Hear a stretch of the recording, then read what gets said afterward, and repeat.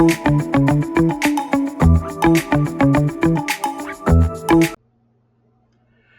to the Art of Healing.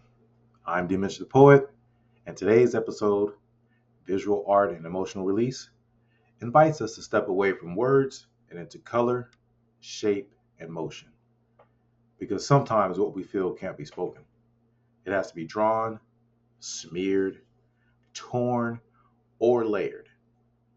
Today we'll explore how the act of creating visual art can help us process emotions that language leaves behind. When we make art, whether doodling, painting, or arranging collage pieces, something extraordinary happens in the brain. Scientists have found that creative visual activity increases connectivity between the area that processes emotions and the area that helps us regulate them. In other words, creating helps our emotions move from chaos to coherence. Art therapist Kathy Melcati calls the art of transformation using images to reorganize emotional energy. When people paint or collage, they often start off with tension or confusion. But through the process, through the colors, the textures, the simple act of making something settles. Art becomes a container that holds what's too big to hold inside. Yes, the brush, the line, the torn paper, each is a way for the nervous system to say, "Here, I found a place to rest." Visual art is a language of its own. Before we learn to write or speak, humans made marks on cave walls, traces of feeling, presence, survival. So when you pick up a crayon, when you swirl a watercolor, or tear a magazine page, you're not making art.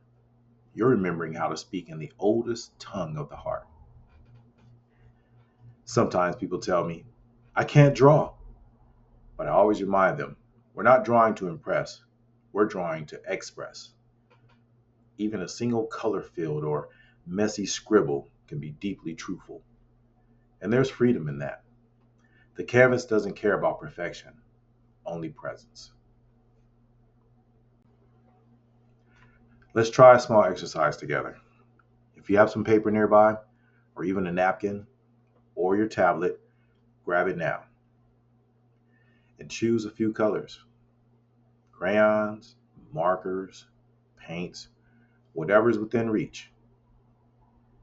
Take a deep breath in and exhale. Now close your eyes and ask yourself, what am I feeling right now? Without judging, let a color come to mind. Maybe it's sharp red, muted green, soft gray, or bright gold. Now assign each emotion you notice a color: sadness, relief, hope, confusion, each with its own hue. Then begin to fill your page and let the colors overlap, collide, swirl, or blur. This is your mood map, a visual record of your inner landscape. You might notice shapes forming or none at all, and that's okay. The goal isn't beauty, it's honesty.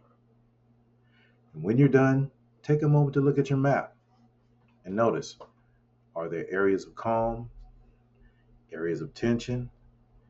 How do these colors talk to each other? This is an emotional release, not through analysis, but through expression. And you've translated feeling into form.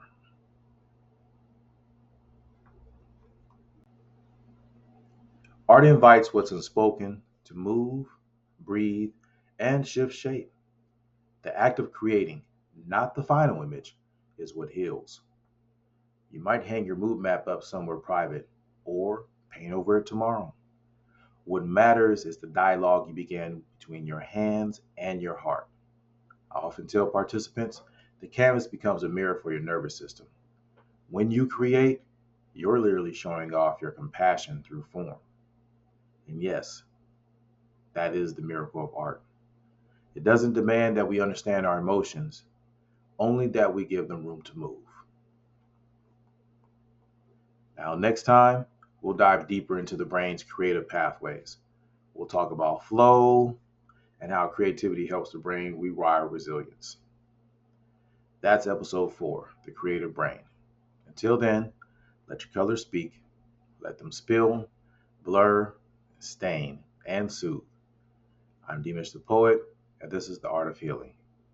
Thank you for creating, thank you for listening, and thank you for being here.